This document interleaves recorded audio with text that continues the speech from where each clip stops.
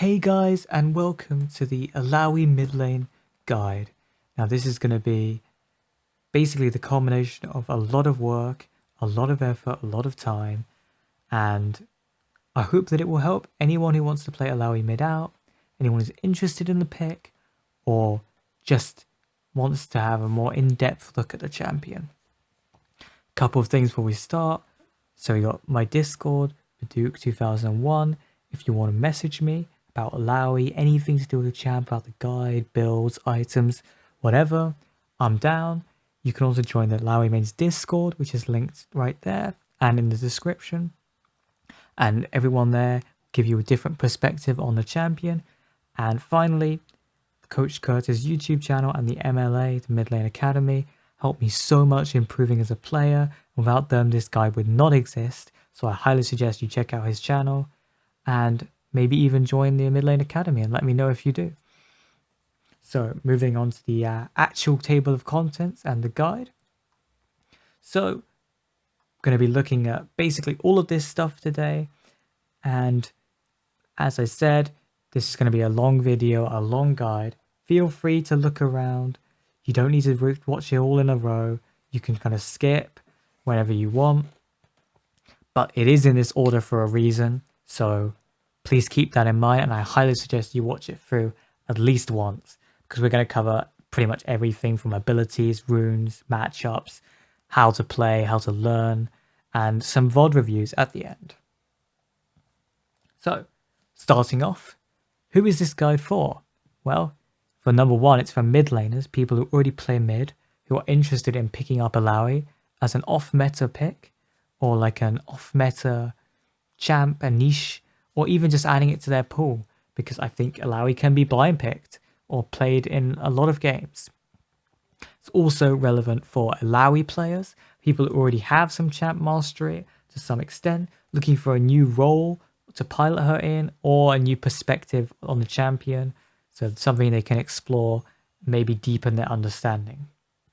It's also for people who are interested in theory crafting, off-meta strategies. How exactly do you develop something like this, like Illaoi Midlane? How do you come up with new runes? How do you climb with it? What do you do? So that's all going to be covered. Note that Illaoi does share various similarities to the following champs. Vayne in being a very niche mid that struggles from behind. Sion Set Tryndamere in their playstyle. Nivea and Swain in terms of zone control. But she does have a very low skill floor, so I think anyone will be able to pilot her to a decent level. However, her skill cap is very high, and if you want to actually climb on her, you do need to put in a lot of work. So, I'm going to start off by going through my Season 11 Ranked Journey. So, start off with, last season, I was a Diamond 2 top laner. I was an Illaoi one trick. I only played Illaoi, nothing else. All my other champs were negative win rate. I spammed thousands of games. I had no mentor at all. I would constantly get muted. I got banned. I would just smurf a lot of the time as well. Get high win rates to Diamond. But I could not get out of Diamond 2 for the life of me. I was regularly in D3 and D4. And I struggled a lot. And start of this season, I said to myself, you know what? I'm not playing top anymore. I don't like top. I don't like the champs. I don't like the play style. I want to play mid, because that's my first role. When Season 8, when I first started. So I swapped, and I dropped all the way from D2 to Plat 4, and I was playing Fizz and Xerath, basically. And this was a massive hit to my confidence. I mean, dropping 400 plus LP, 600 LP, so many divisions, and I just felt shit. My process was awful. I was still just spamming games. I was smurfing. I smurfed. I would get an account to Diamond 4, and then I would get banned. By the time I got to Diamond 4, 100 games in on top, and then I'd be like, well, I can still get there on top, and then I would go back to my mid account, and I would still be stuck, and I could not figure out what was wrong. So I got coaching. I joined the Midlane Academy. I began climbing back up with a Nivea, who I'd played before a bit, and Fizz. I reached my new peak of D1. I was feeling great. Plateaued for about a month though in Diamond 1. Basically, I was D1 for an entire month. I failed 6 promos. All of them 2 wins, 3 losses. And eventually I picked up Illaoi Mid after the movement speed buff and response to the Sylas meta, Sylas, Viego, Tryndamere, when all these melee sustained champs were in the meta. Illaoi did very well into them. And I finally got into Master playing Illaoi and Anivia. Re-added Vigar later, and I mostly play him as an ADC off-roll now. And I've been climbing pretty much since. I'm currently sitting at about 230 LP Master. I play in 3 blocks now. My process is much better. I've got a much more holistic view on the game. I blind pick Illaoi Mid a lot of my games, most games, and I climb consistently with it. I genuinely think Illaoi Mid is a really good pick. You can blind pick it, you can counter pick. I think if you're good at the champ and you have champ mastery, it's actually extremely strong, and it's definitely her best role. I think it's better than her top lane. I found myself asking, why would I play Illaoi Mid? What is her identity in mid lane, in fact?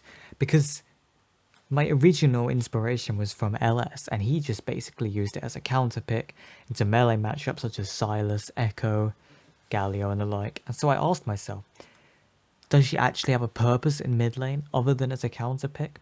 And so by doing this, I compartmentalized all of her strengths in mid lane and then used that to form my hypothesis of her identity.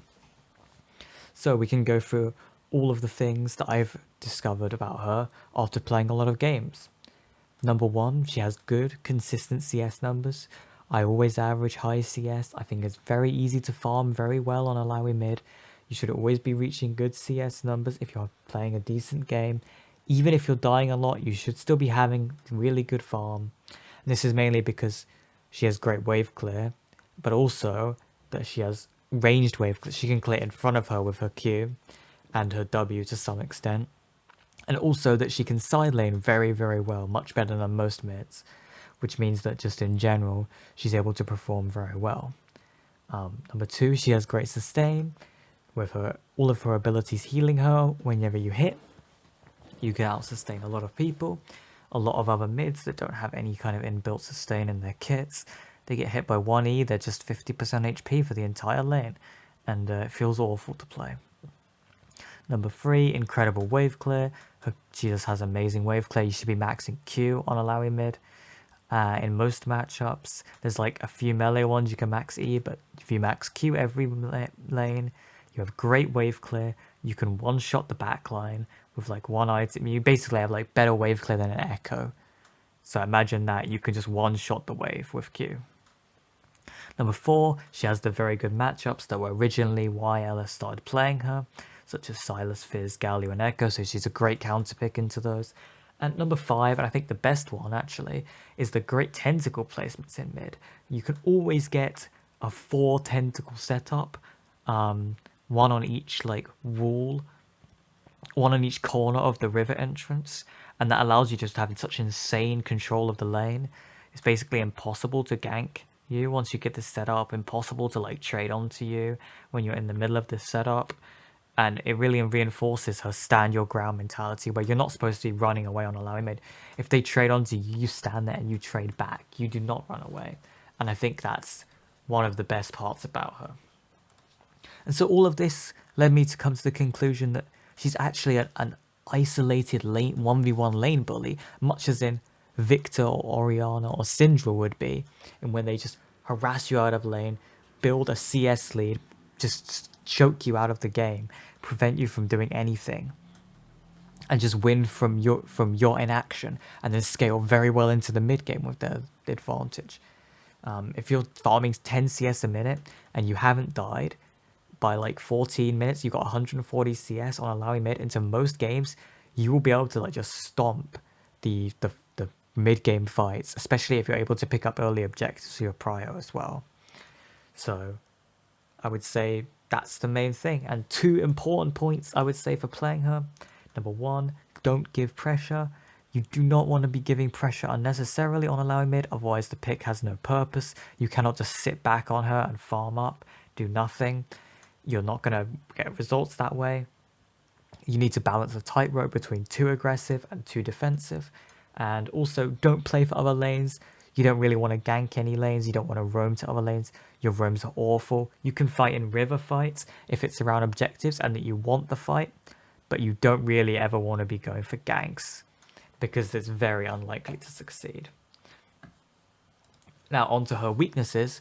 She does have many weaknesses because she's not a perfect mid laner. But one of the things I came to realize is that how good you are at Illaoi, more so than other champs, because her weaknesses are so pronounced. On a lot of other champs, it's merely how you can use their strengths. But on Illaoi, I think how you can cover for her weaknesses is equally important, better 50-50. For example, I've written a list of my opinion, her worst weaknesses, and my response to them, how I deal with them in the mid lane. So for example, Illaoi has no utility and is very weak from behind. She doesn't really do anything from behind. So what is my response to that? Well, you have to be decisive in what fights you want. You need to be telling your team, I don't want this fight. I want this fight. And there's a great example in the Sylas VOD at the end of this guide, which highlights that, where we lose a game because I wasn't decisive in what fights were good for me or not, or good for the game, good for my team. You need to play for yourself. So just make a decision and you must stick with it. And so I've got a list of the other weaknesses here. The other ones are pretty self-explanatory. And I think this is really just important to mastering Illaoi mid lane. The bread and butter is a Conqueror setup. Now, a few things to note about this Conqueror page. We're running Presence of Mind, not Triumph. You need the mana on Illaoi, and Triumph doesn't really offer much, I think. Also, Last Stand is really good because Illaoi does a lot more damage when she's low with this, and she also heals damage when she's low. So you're falling low all the time on Illaoi, and you're getting that extra damage. It's so big. Legend Tenacity, obviously the only real option here. Very good against CC, when in combination with Unflinching, which we're going to talk about now. So my preferred secondary page with Conqueror is Resolve, especially into, this is the page I would run into like 3+ melees on the enemy team, or like a melee enemy mid like Sylas, Galio, Aurelia, anything like that, is this page with the Unflinching is very good if they have any sort of CC bot champs, like most supports these days, Leona, Rakan, even like tanks top, Galio mid, for example, anything with CC, you always want to be taking Unflinching. Demolish, I take most games. It's very good for taking down the enemy tower. I take it against every champ that wants to roam as well. TF, Kiana, Zed, Galio, everything. Anything that's going to leave lane, Katarina, I always take Demolish. Now, the other ones are more situational. Resolve and Second Wind, Revitalize and Second Wind are viable. You can take them if you're taking a lot of poke damage in lane. You're versus champs that are laner that's going to poke you down, or you're just not confident in dodging skill shots. That's fine. You can take these. They'll help your lane phase out more, but you'll be weaker later on. So keep that in mind.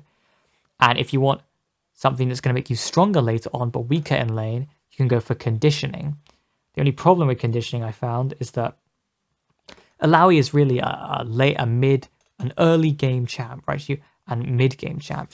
Her laning phase is very strong, and you want to abuse people in lane. So Conditioning doesn't make a lot of sense with that identity.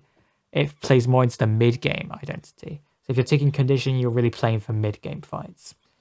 And Bone Plating is very hyper specific into some matchups like Fizz and Kiana. It can be very good. Champs that really have to all in you.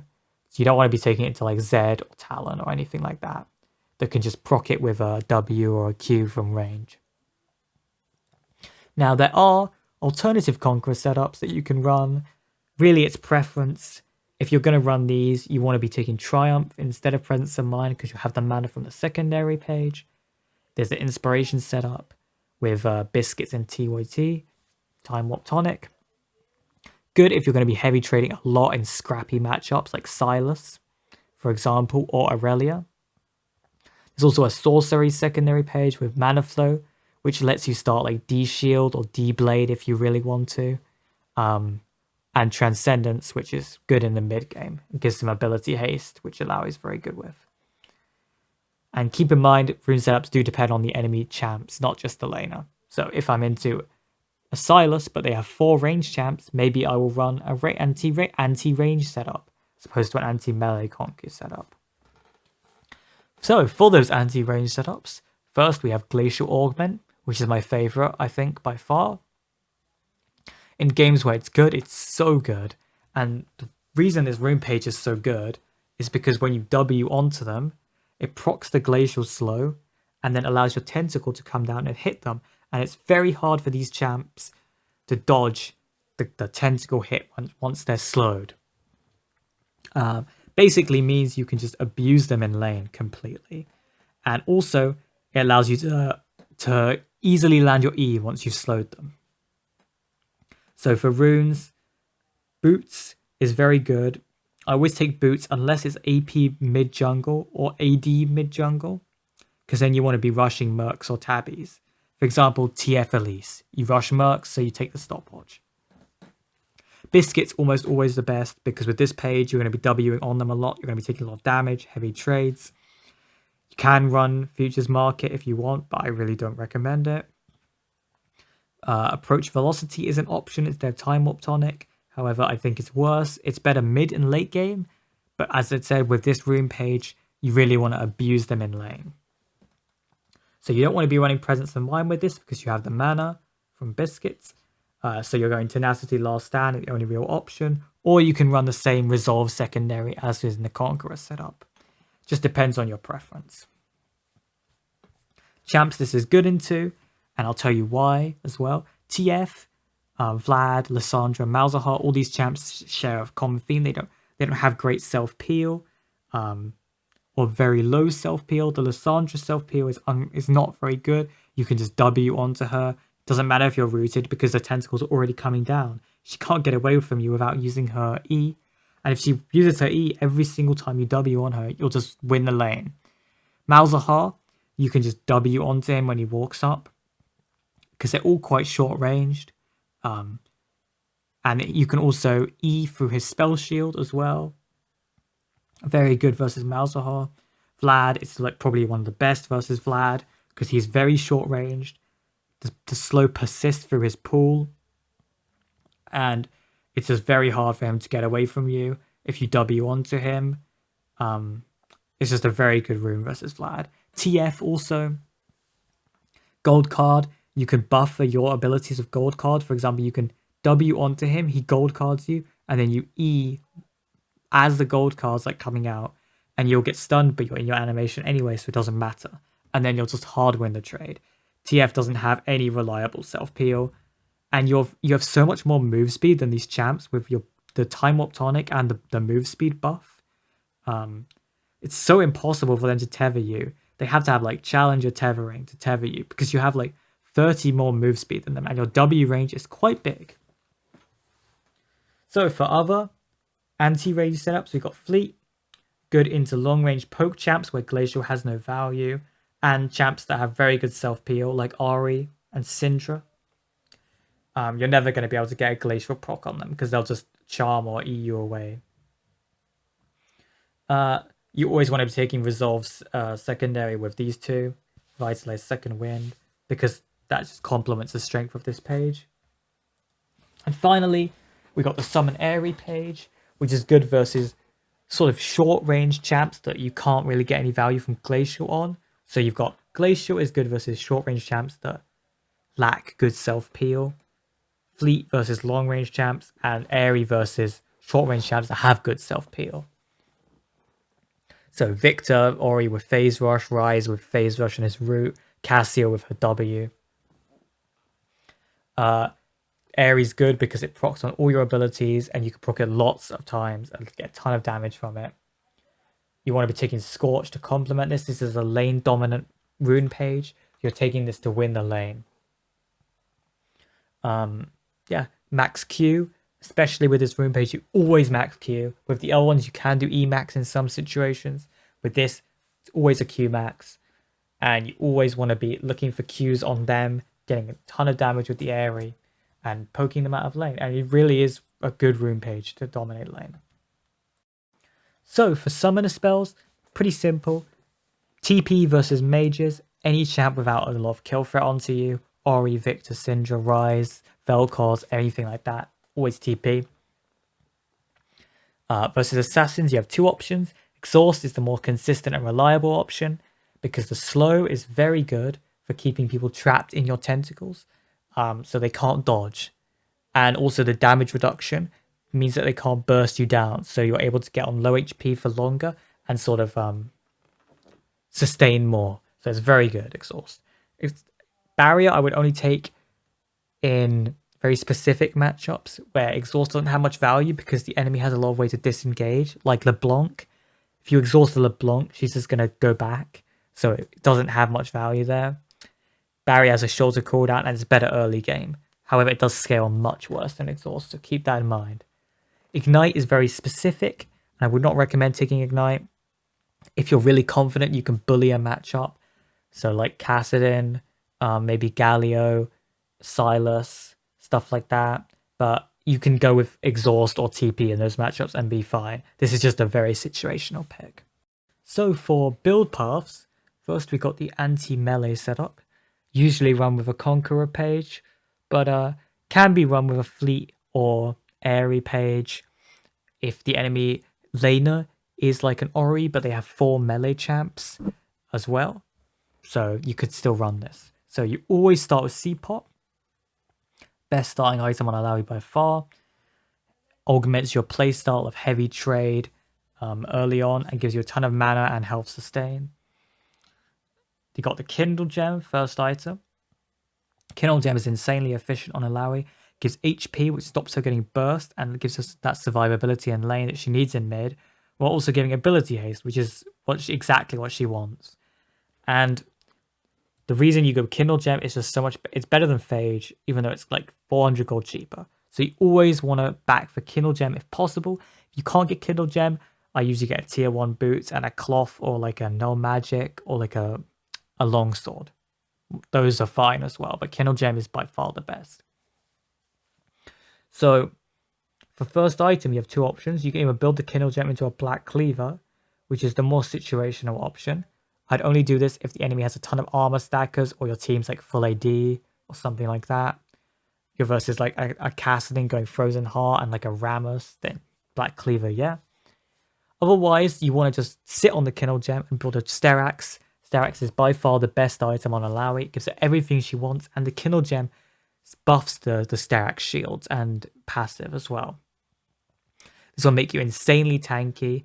You're impossible to burst with Sterak's, and you have the ability haste from Kindle Gem, which makes up from not having any from Sterak's. So it's a very good item.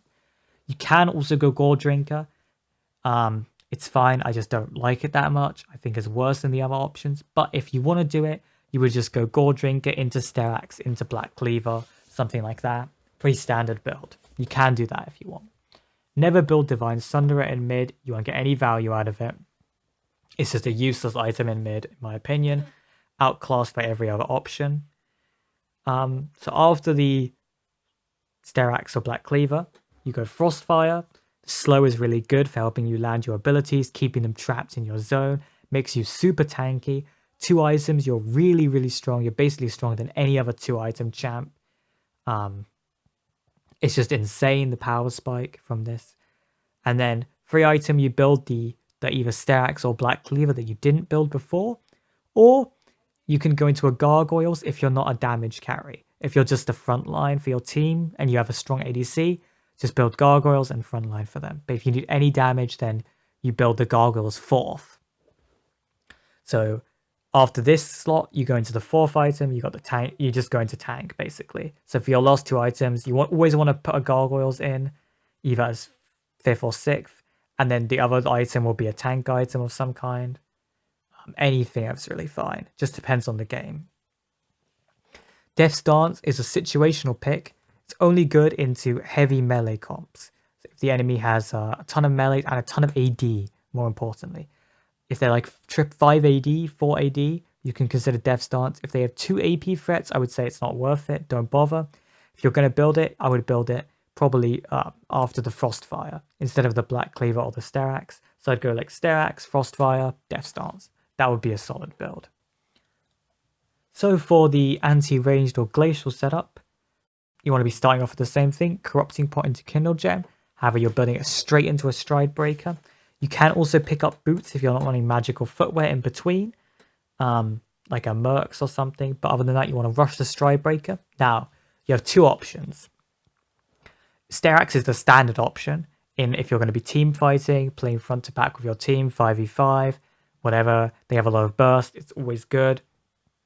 However, if they're like 5 ranged or 4 ranged, the weakness of these champions, usually they want a team fight, right? They want a 5v5. And they're quite weak against split push. So you can actually play Illaoi as just a split pusher in these games. With Stride and Hullbreaker, you can basically 1v1 or 2v1 any ranged champs in the side. You can just dive Malzahar or Lissandra or any of these ranged carries. It's super strong. Or if you have another Hullbreaker split push top, so like a Yorick or a Nasus or something, then you can both build it, or like even a Fiora who doesn't build it necessarily, but split pushes a lot, and just play 1-3-1. And that's a very strong setup as well. After that, you just go into tank items. I like to always build a Gargoyles in my build, but other than that, the items are completely flex and you can pick whatever you want. This should be good enough to get you through pretty much most games. I very rarely have to deviate from either of these two builds. Just pick which one is better for the game, depending on your rune setup, and stick with it, I would say. So Illaoi's E is by far her most important ability. It's the one you need to land to generate a lead, and how many E's you land is basically determines what impact you can have in a game. If you are missing this ability consistently, you'll find your impact is very low, you're not able to do much, and it's really just feels awful to play. It is unique in the way that your animation locks your character while you're using it, which means that if you miss it while you're out of position, it's extremely punishing. You can just die instantly, throw a game, lose an entire fight because of this. So you need to be very careful as to when you're throwing it and how you're positioning your character. There's two kinds of E's, I would say. There's the safe E's, the low percent ones, and then there's a high percent, but usually riskier E's. So the difference is a low percent E, you're throwing it from a position where the opponent can't really punish you if you're missing it. For example, poking them under tower by trying to throw E at them. Whereas a high percent E is usually in like a scrappy fight. It's like an Aurelia E, right? Or like a Sylas E in the same way, where it's like in the middle of a fight. If you miss it, you could just lose the fight instantly. So you need to be able to differentiate between when you need to go for a high risk E in order to win and when you can just play it safe. And there's also some tips on how to land this matchup, which are crucial against ranged carries, especially ranged mids, but also can be used against melee champs to various effectiveness.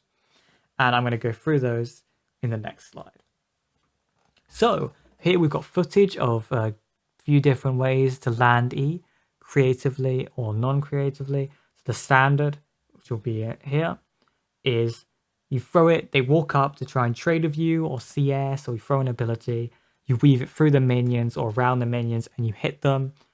This often works when people are walking into the lane on like hugging their wave. You can sort of throw it round the side of the wave because it's very thin. So you can sort of like hook it round the side and land it sometimes. The second way, which is my favorite, and the way that I most consistently use to land my E's on ranged champs especially, but also just melee champs, anyone, no one really expects this. You W a minion, and then you E just before the W slam will come down and kill the minion. So the slam kills the minion and your E goes through it at the exact same time. So the enemy thinks they're safe, but the minion dies and the E goes straight through it. And it's like they were just standing in the open. And this is so effective against all kinds of champs.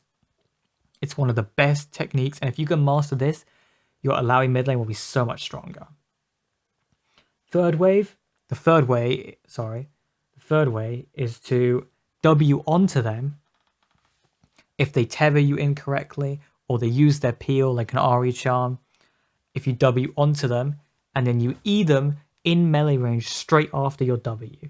And this usually will work only if you have a tentacle on the wall or one's in your passive spawning in a second. However, if you can execute it, it can be very strong. It's also very, very strong with Glacial. This is a training method I use with Glacial Augment most of the time because they get slowed as well. So for the other abilities and how to use them, there's a lot of small details that must be understood to master the champ. And that basically means that Illaoi is a very high skill cap champ because of the way her tentacles work, and she's sort of like a pseudo pet champ. She has a lot of unique interactions, weird mechanics that you just have to learn over time. However, I'm going to try and speed up the process by telling you some of the most important ones that you really do need to learn in order to play Illaoi Mid, and keep these in mind. So, number one, if multiple slams strike at the same time, subsequent slams will do 25% damage. What this means is if you W, let's say a character, like an enemy, or the spirit that comes out of your E, or a minion, and then as the W slam hits, you Q as well, the Q will do 25% damage. So it'll do 1/4 damage. So do not do this. If you do this, you'll be missing out so much of your damage. Never Q and W at the same time. Never have them hit at the same time. This is crucial. If you do this, it's just such a hindrance on your gameplay. So it's better to not get into this cycle of doing this. Tentacles, number two, is tentacles will always strike the vessel E automatically. So what this means is either when you hit someone with the E and you land it, or if you kill the spirit and then they get hit by the debuff, the tentacles will automatically swack at them. And it's always, they streamlined this a year ago or so. It's always once before level 7, twice after level 7, and then it goes up to 3 times later on. But these two are the most important numbers to know. Level 7 is a massive power spike because of this, because your tentacles will automatically hit an extra time in an all-in. That's like a ton extra damage. It lets you kill the vessel pretty much always with a single tentacle, whereas before level 6 you can only sometimes kill it with a single. You usually need a double tentacle setup to kill it. So really crucial mechanic there. Number 3, you can flash R to reposition. R flash I should say, because you R, and then as your character's coming down in the animation, you flash and you'll land in the new position and your R will instantly go off, and it really catches people off guard. You can use it to dodge CC that's aimed at your previous location, get out of AoEs like a Nivea ult or something like that. You can catch people off guard, they won't expect it, so they'll be slower to react, and you can hit more champions with the R, so you get spawn a ton of tentacles. You can R flash to like 4 people, spawn like 4 tentacles, instantly W like the ADC, the carry, or the mage, or whatever, the mid laner, get a ton of damage onto them, and you just wreak havoc in their backline. So that's a crucial mechanic in team fights and skirmishes. And number 4 is make sure not to spawn tentacles in the river entrance. So where the bushes are, where you walk into river, do not spawn tentacles in that like area.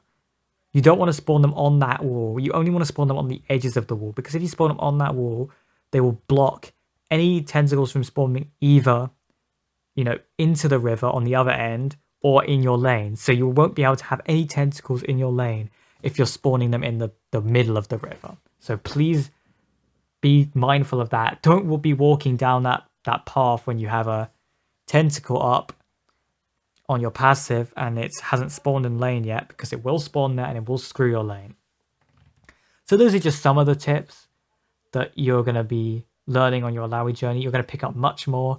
If you want to discuss more with me, or you have something interesting, please feel free to message me on Discord or in Illaoi mains or the Mid Lane Academy, wherever you want, and I will reply, because I'm happy to help out anyone. But these are the most important ones that you would need to know. So for laning phase tips, there's a few things we need to go through. So first, Illaoi's laning phase can be her most dominant period, but only if you utilize it well. Couple of methods you need to do this: high value Qs, which you'll be familiar with if you've played Syndra, Orianna, Victor, anything like that. That is crucial to winning basically at lane phase on Illaoi, because you need to figure out when is best to hit the CS and the enemy champion with your Q, which is the optimal in most cases, or when it's best to only get the CS. For example, angling it so it misses most of the minions but just gets the ones you're trying to farm, or when you only want to hit the enemy champion and you don't want to hit the enemy wave. So whether figuring out whether your Q should be a high value Q that hits the wave and the champ, or a more low value Q in order to keep a better wave state, is really important in order to really have any success with Illaoi Mid. A thing to note is that your Q is your only ranged farming tool, which means that if there's ever a case where you need to farm without Q, it's going to be quite hard. Secondly, you should let the wave come into you early game, especially levels 2, level 3. You can play aggressive level 1 in some matchups, but most matchups, you just want to let it come into you. Spiking level 2 versus most melees, because you're going skilling W level 1 and E level 2, which gives you a lot of strength in that level 2 all-in, especially if they go on you. This lets you utilize your tentacles more, because the 2 tentacles you have up are very strong if you skill WE, the first 2. Versus ranged champions, if you let the wave come into you, you're playing for a level 3 to land an E near your tower with tentacles up or maybe under your tower. And once you land that first E, you snap into aggression mode. You go from playing passive to sort of attack. You're like a tiger. You're pouncing on them. Shove. You get pressure. You shove them under, make them react to waves, get prio for scuttle. So that's the important. Landing E creatively, and point 3, see the previous methods. And number 4, make sure to abuse the low cooldown on W to trade frequently. You want to be trading all the time versus these melee champs. You have more sustain than pretty much anyone else in mid lane. So if a melee champ like a Sylas, Aurelia, Talon, Echo walks into your W range, just auto W or W them, just straight up. Especially if you have Conqueror stacks, you want to keep your Conqueror stacks up for as long as possible. So the name of the game is controlled aggression. When you're at your peaks, you want to play super fast, super aggressive. And then you need to be able to recognize when it's time to play more passive. And now we're going to be looking at mid and late game tips for Illaoi. There are 4 points to cover here as well, main points. The most important one is identifying if you need to side lane for pressure or group. Some games you just cannot win through side lane. The enemy can match you very easily, or they have a lot of engage, like a Claire, they're just going to go on your team. You need to identify this at the start of the game, but you can update your hypothesis during the game if you are wrong. Your build should reflect this though, and that's the most important thing. And this sort of links into it, is being decisive, right? If you made the hypothesis that you are going to side lane this game, and you're in the side, your team gets caught, you cannot go late on Illaoi. You cannot walk up late and try and clean up. Illaoi's not that type of champ. If you're at a fight, you need to be there first, right? You need to be at the start of the fight. You want to be the one initiating the fight or getting initiated onto. Never turn up late. Just be decisive. If your team gets caught 4v5 and you're split, just take the tower in your side lane. Give them Baron. You can't do anything. Do not go. Don't try and salvage up scraps. Just play for your decision. And plus, if you make a wrong decision, you can always look at it later in the game, analyze it, and reflect on it for next time, which helps you learn a lot faster. Number 3 is using E in sieges, identifying when it's safe to use E to try and poke, or when the enemy has a lot of engaged threat onto you, and you need to hold it in case. So just be wary of all of their champs' positions, all of your team's positions. Can we win the fight without my E? Can I land an E onto a high value target to chunk them out before the fight? Stuff like that. Just keep that in mind. because missing E is really big, and if they engage onto you without you having it, you're going to be screwed. Finally, don't be afraid to die. You should always be the one either engaging with our flash or our Stridebreaker flash, or using yourself as a bait. So having the enemies go onto you and then your team sort of collapsing onto that. That's the ideal way to play fights on Illaoi.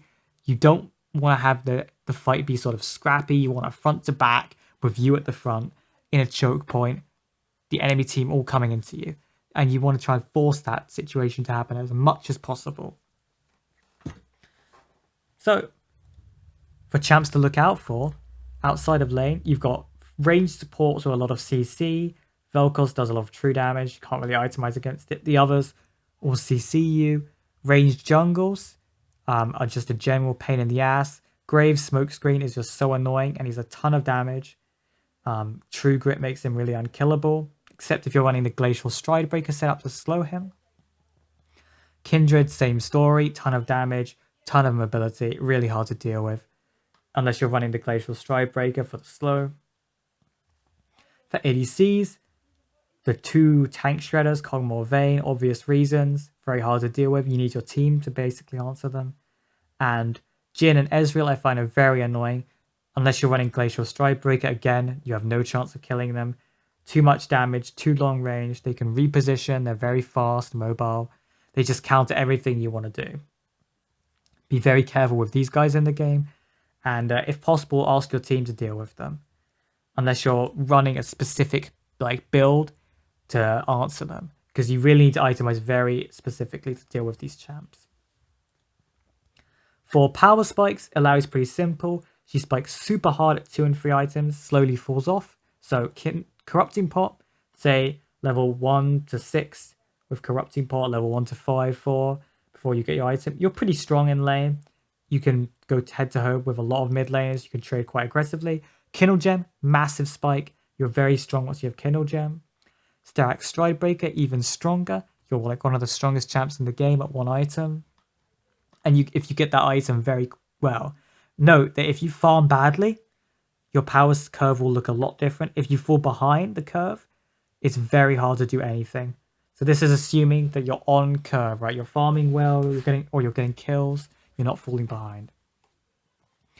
There's a small drop-off between Sterak's and Frostfire when you're building the components, but once you finish Frostfire, you're insanely strong. You're one of the strongest champs in the game, and this only increases to third item. Gargoyles, Sterak's, Black Cleaver, any of those three, you're super, super strong. You can beat pretty much anyone. You can 1v5 fights. But you need to use that while you can, because your fourth item, fifth item, it sort of tapers off. You don't really get much. You're still decently strong at fourth item, but then at fifth item and sixth item, it just goes downhill. I mean fifth and sixth, sorry, because boots are fourth. So it will go downhill massively. At full build, you're basically just a damage sponge. So end the game before you get full build. He can tether you with his Q, CS from range very well. It's very hard to dodge his combo because you're immobile. So he can just full combo you at level 6, kill you. Run Exhaust, Conqueror. Try and keep your Exhaust and just go even. You're not trying to kill Zed. Just go even with him. Don't let him roam. Match his tempo. And you should be fine. But if you fall behind, this matchup is really bad. TF, great matchup with Glacial. You can look to Glacial W on him very often. If he's ever in range of a tentacle, you should be Wing onto him, Eing him instantly. Go for the Q on both him while he's slowed and the Spirit. Massive trades. Take TP to match his TP or his ult. At level 6, you want to be pressure, pressure, pressure. Constantly keep tempo, never give it up. If you give up tempo or pressure, TF's going to R and influence a side lane. Stop that happening as much as possible. That's your goal. Sylas matchup, one of the best matchups, and it sort of exemplifies everything that's good about all of the best Illaoi matchups in mid. Champs that are Sylas, the only way he has of trading you is really in going on to you, and he has no way to get out. He's a conqueror trader that wants to trade in long trades, extended trades, but he loses those extended trades, and he also loses short trades if he doesn't go in, because he just gets poked down by Q and E. So it's a lose-lose. Your ult is awful on Sylas, it does nothing. Great matchup for Illaoi. If you see a Sylas, always pick Illaoi, because it's literally makes the game a 4v5. And finally, from this section, we're going to be focusing on learning Illaoi. So I've put in a couple of things that you want to expect when you're in each game bracket. I'm not going to go through and read them all. You can pause the video and look at them. Some things I will mention specifically that I need to elaborate on is in the 25 to 40 games category. The second point about perma pushing, Illaoi, you can shove constantly and pray for pressure, but in a lot of melee matchups specifically, shoving the wave and bouncing it out, and then just standing between the enemy like melee champ, like their Echo or Sylas or whatever, and the wave, or they cannot farm, they can't go on you, right, because they'll die. They can't just stand there and do nothing, because then they'll just miss all the CS and the wave will shove out. So it's a lose-lose for them. So experiment with that, with not shoving and just pressuring instead, holding your abilities and just standing there menacingly, basically. And just, it really, really works very well. Couple other things, matchup understanding, knowing when not to use E. Some matchups, they have a way to dodge your E, like Yone. You need to hold it until they screw up. That's okay. You get a lot of pressure just by having the ability off cooldown. 40 plus games, W target priority. It's really important when you're at this level of Illaoi, where you know who you're meant to be Wing in a team fight when you're ulting, because it's massively different. Usually you want to kill the spirit. Sometimes you want to go for like the carry. Sometimes you want to hit the tank. It just depends on the game. Just create a hypothesis in your mind of who am I going to go for my Ws in this fight. Generally, the rule is you don't want to be going out of your zone. If you ult and someone tries to run away from you, you usually want to hit the person that's still in your tentacles, or the spirit that's still in your tentacles. This is why the E is so strong, because it creates a target that's always in your zone that you can hit. So that's why hitting E is so important in fights. And lastly, I will mention advanced wave state manipulation and vision control.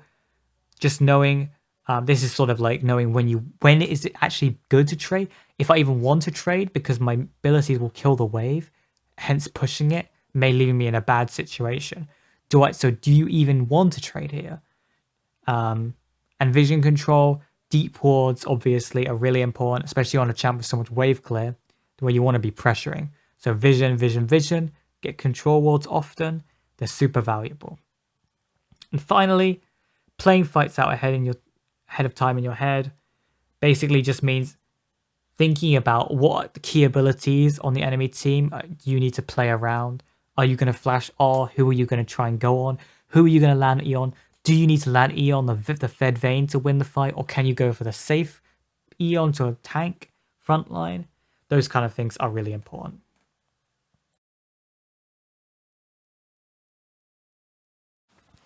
Okay, so for the first VOD review, we're going to be looking at a pretty standard matchup. We've got Sylas into Illaoi, or Illaoi into Sylas.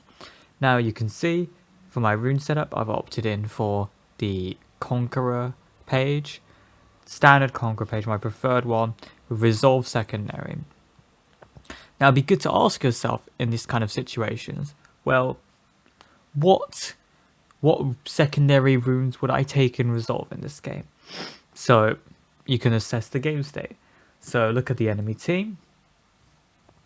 First thing you ask yourself is, do they have a lot of CC? In this game, they have Aatrox knockups, which don't really get reduced by Tenacity. They have Karma, which has a lot of CC, Ashe Arrow, Sylas Stun, and some slows and stuff. So they have a lot of slows with Ashe and Lee Sin and stuff. So my answer was, yes, I think Unflinching has enough value here. Mainly because the slow resist is very good against both Sylas, Lee Sin, and Ashe, and even Aatrox. They in fact all have slows. So that's second thing you ask yourself is, do I need a defensive rune to survive the lane? No, because Sylas is an easy matchup. Yeah, I'm perfectly fine just going with Demolish, playing for late game, and playing for, because I know I'm going to get a lot of damage on his tower. So, right. The next thing you assess when you get into the game is you say, what is our mid jungle 2v2 at? So we've got Nunu Illaoi versus Lee Sin Sylas. Lee Sin Sylas is quite a good 2v1 for Illaoi. After level 6, I'm pretty confident I can 2v1 them as long as I don't fall behind.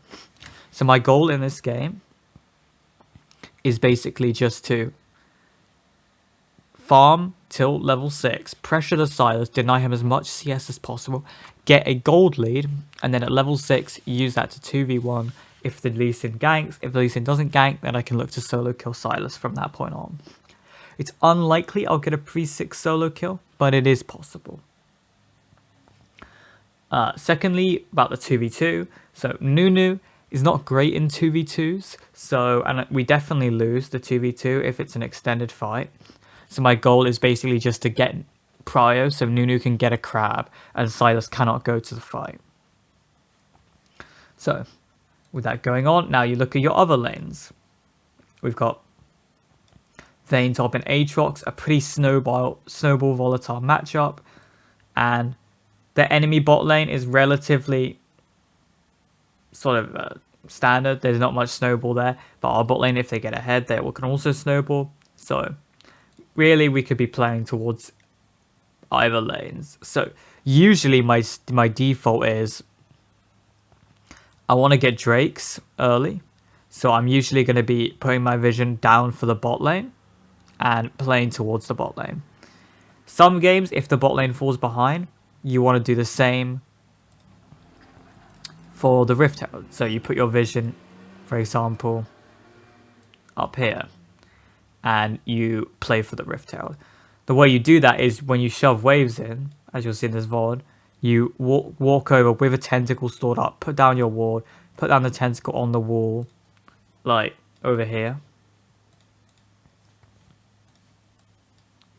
And then you set up the tentacles slowly, so by the time the fight happens, you already have a stock there. So anyway, let's get into the VOD. I can show you. So this game, we're only going to be looking at the early and mid. Early lane phase, and then just going into mid game. So here, I'm not showing, just to see if they swapped. So get into lane with Sylas, and you see I start W, and you can see the power of the W start here. Now, I tried to get another auto on him there before my W, but not able to reach the gap with Corrupting Pot. And you'll notice, instantly, I have 350 move speed, even without Time Warp Tonic. Sylas is 340. Most mages have 330, so you can very easily tether them with your W if they screw up. So you're just fishing for the W, and you'll see it here in a second, that I fish for the W. So look, fishing, and then I walk forwards, I walk back. You see this walk forwards, walk back? That's what you want to do to try and bait them into your W range. So Sylas takes a trade there, but I already have my W back up because it's such a short cooldown. And then I have again, look at this. This is what I was talking about when I mentioned abusing your W low cooldown. This is one of the matchups where you really can, because Sylas cannot trade you back, really. Throw a nice E there. Miss it. Now, a couple of things to know about that E. This is what we would call a low risk E. So Sylas is still level 1. I'm level 2. Even if I miss my E with this big minion wave, there's no way he can fight me. He doesn't really want to trade me at all here. And so knowing that he doesn't want to fight me, I just throw my E out. And you want to throw your E out like after, when it looks like you're going to do something else. So here, I'm just sort of like, it looks like I'm going to just CS the minion, and I'm going to go to this one, but instead I go for the E. It's okay, it misses. Doesn't really affect me much. Now, here I'm just looking for some poke damage. In reality, this was a misplay by me. Now, I don't play perfectly in this VOD, and I'm going to highlight some of the mistakes I make, so hopefully you don't make them. So here would have been a perfect time to ward. I'm against Lee Sin, and Lee Sin is a level 3 ganker a lot of the time. He can do 3 camps into mid. That's all we really need to know about jungles is, can they gank you early? 3 camp into mid. Any jungle that can do this, you want to ward either level 1 here, or like level 2, level 3 if you can get the shove. If you're getting shoved in by like a ranged matchup, as we'll see in the next VOD, then it's different. Because you don't really need to ward, because you're going to be at your tower at this point. But if you're ever like past like here, if you're ever past here, you should always have a ward. And this is a big misplay by me, not warding.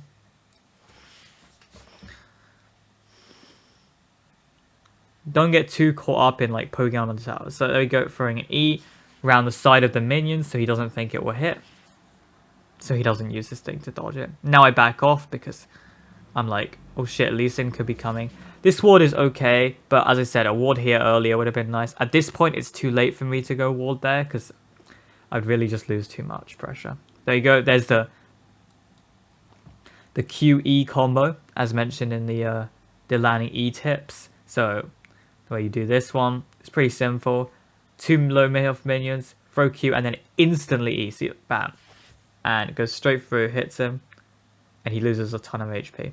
Now, the thing to note here is, so I have 2 options right now. I can either keep shoving him in and keep pressuring him, or I can shove this wave in and then not use any abilities on it, because when I E him, the tentacles hit the wave, so it's going to push the next one. So if I shove this in and then let it come out and don't use any abilities on him, it will slow build into me and he'll be really unable to like do much. But the downside of this strategy is that you lose prio. And also you're not able to like poke pressure. He could always just TP back because he does have TP. So it's a trade-off. What do you want to do? So let's see what I did in this VOD. So this wave's going to push because the E landed. And also, important thing to note is that we saw Lee Sin. Lee Sin, he was looking to gank mid, but then he changed his mind and he ran bot to counter gank. So I know I'm in an isolated 1v1 right now, which is Illaoi's greatest strength, which is why I'm able to walk up so aggressively. If I hadn't seen Lee Sin there, I would have never been able to walk up like this. What would I have done instead? Probably at this point you would have been going to a scuttle fight. But instead, because I saw Lee Sin, can walk up, land another E. So here I just decide to just keep shoving him and pressuring him, try to deny as much CS as possible, and then get a favorable reset. I think that was my plan here. So I land another E. Lee Sin is still bot. I'm just looking there. He's still bot. So you're still in a 1v1. To take a bit of extra damage there, which I really shouldn't have, but keep just throwing the E's when he's trying to CS. And you see he has 12 CS to my CS did I have?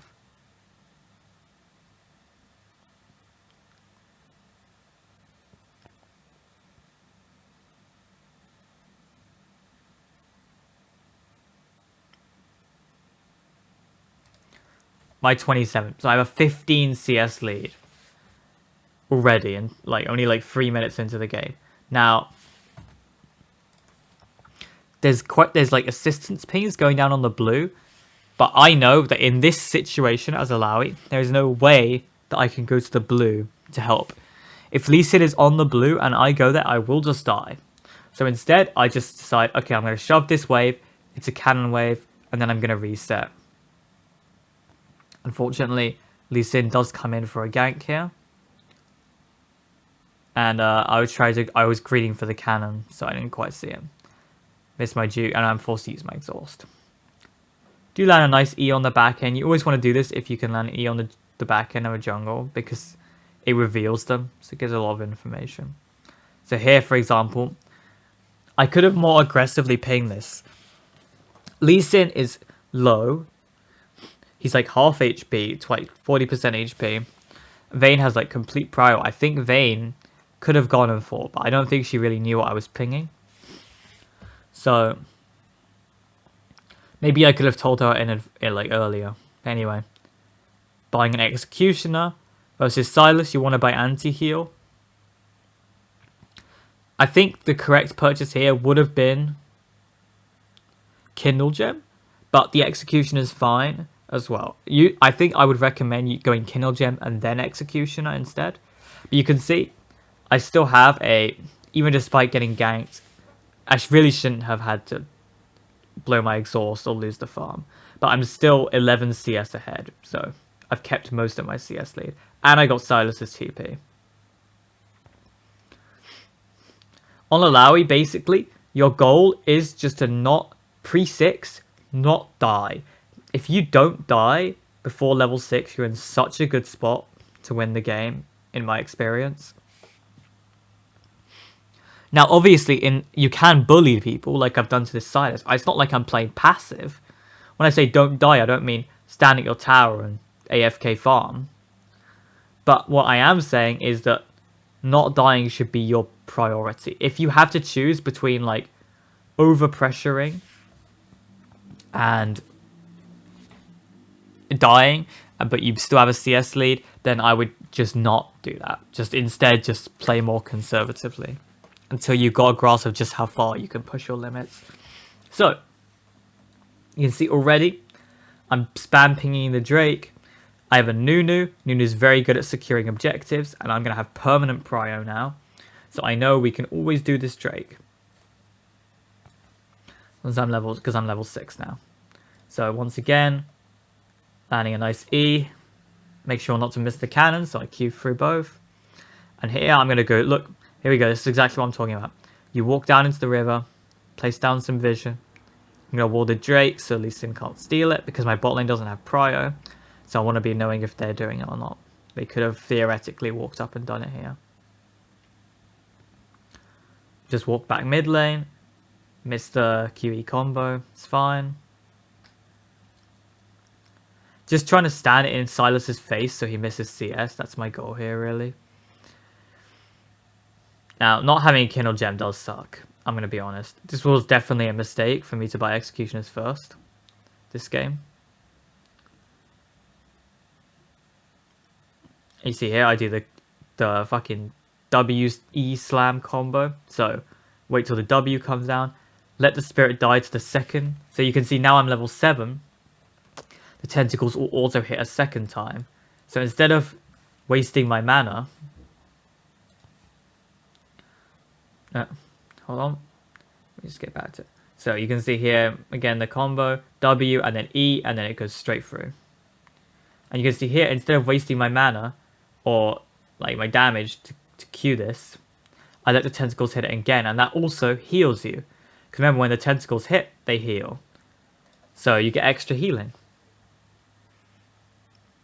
So always let the tentacles hit. So now I see Lee Sin bot, and I'm thinking, well, this is pretty rough because we really want to be doing this Drake. But Nunu keeps ganking bot. He keeps getting countered and failing. I start walking down because I'm like, is Lee Sin going to do the Drake? No, I see he's doing crab. And here, see, I have two options. I could back off, but I know Lee Sin's there and I want to take the 2v1. So instead, I take it. They actually play it pretty well. But, yeah. End up winning anyway. And you see, let's go through that in a bit more detail. So, I'm just looking around. I see Lee Sin on my pink ward that I put down. Walk up. I want to position myself between these two tentacles when I take the 2v1 for optimal damage. But I kind of have to walk back a bit. I was hoping Sylas would hit this because then I would get extra, then I would be able to kill him. But he actually missed it, which meant that my ult was kind of whiffed. Like all the tentacles were over here, so none of them were hitting him. So it's quite unfortunate. And Lee Sin played this very well. He backed off when he got the E on him. So this is just a standard ERW. Kill the spirit here because all my tentacles on the spirit. Flash It's like a little trick you can do is you can flash, and once they like fly onto you, you can flash away, and then they're stuck in this tentacle circle and they just die. Cool. And now I got a massive advantage in lane. We shove this in.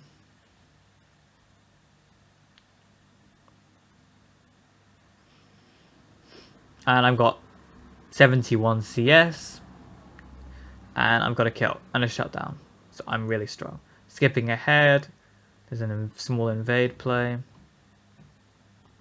Taking some trades. Now, see, in the chat I type, can we get objectives? I got prior always. Now, I actually made a misplay here in trying to trade with this Sylas here. I didn't recognize, my focus was just on trading Sylas, but I didn't recognize that actually Lee Sin had gone to steal the Rift Herald. So I should have been walking here. Because I just said we need to get objectives. So what should my priority be? Well, getting the objectives. So I should be walking up here to help my team. But instead, I decided to stay and like try and fight Sylas when I don't even have my R. Like I can't kill him. And I ended up letting Lee Sin get the Rift Herald, which is awful. So we turn here. Exhaust Sylas as soon as he comes in. So he can't do anything. Pick up a double for myself. Fast forwarding, shoving out the waves, and then spam pinging the Drake. We finally get the Drake. And I say stack Drakes. And I say Vayne is hard winning top now. That's just helping my team like understand what our win con is, in my eyes at least. So shoving out. And you can see at this point, I'm 3-0, 80 farm. Like we've got the Mountain Drake already. We should be able to get the next Drake, no problem. Sylas ended up using the Rift Herald mid to get himself some gold, like a kill's worth of gold, which is fine. We should have got the Rift Herald if it wasn't for my misplay, but you can see exactly how this pick works in matchups where you're able to just abuse them like Sylas. Shoving in. Just keep shoving. At this point, my goal is just to take this tower. I don't really want to like play just to deny him farm. I kind of just want to like take his entire tower. So I'm just so strong. Once you're this strong on Illaoi Mid, you can just sort of like walk at the enemy. So Rakan dies here. And see, this was another misplay by me. So what do we know? At this point, Lee Sin is quite strong. You can see his items. He just killed Rakan. He did use kick. But I am Illaoi. I'm not... You have to understand when you're playing Illaoi. Chasing is usually bad because you cannot get your damage off. So we end up over chasing this Lee Sin. This is compensation. I should just let Rakan die and be like, okay, Rakan is dead. But in my mind, I'm like, well, bot lane is getting screwed because Rakan just roamed mid and died for no reason. We need to do something. We have to make a return play. My jungle's here. Let's go. We can do it. But I didn't recognize that Aatrox had TP. I overforced the play. And I also didn't recognize that the bot lane could rotate down. And so we actually end up dying here. Yeah. We die. We swap the lane assigns. And this kind of death is game losing. We actually end up losing this game. So I thought it was a good one to highlight because I made clear, very obvious mistakes. And those mistakes were made because I didn't fully lean into Illaoi's identity. I tried to force and chase this Lee Sin down for no reason when I had no business doing that. What am I trying to gain? There's no way I can kill him. I can't chase him. And so this was a horrible mistake by me. I was a bit tilted after that. But in reflection, in the moment, I was like, this is really frustrating because we should be winning this game. But I mean, I would advise people to play with chat off. I tilt sometimes. It's okay, happens. But basically, the problem here was it was my play. I mean, yes, the Rakan messed up, right? But it's because I didn't play in accordance with Illaoi's identity. And that's the main thing I wanted you to take from this VOD, is that when you play Illaoi mid and you get a lead, you do really need to be careful, because you cannot start playing just like a psycho and think that you can just win anything. See, this is how you want to play Illaoi, right? It's exactly what you want to do. Wait for them to come onto you, then drop the exhaust, and you get the kill. And you see, at this point, the game just explodes. Everyone is just typing, like, super tilted.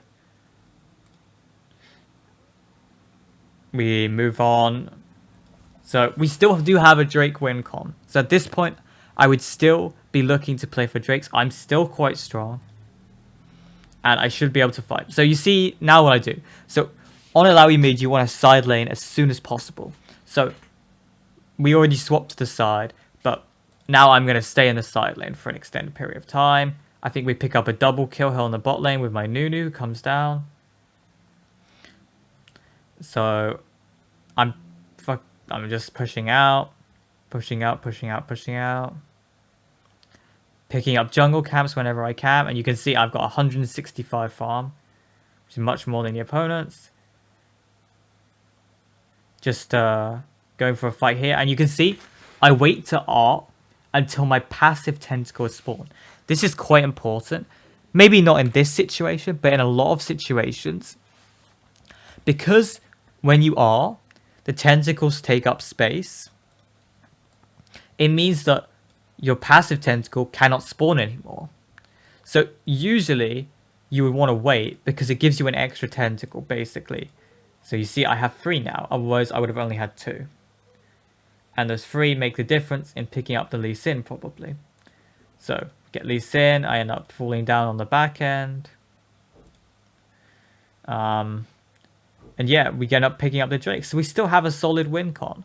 And this is exactly how you want to do. So you see here, I've committed to the decision to go bot here and split.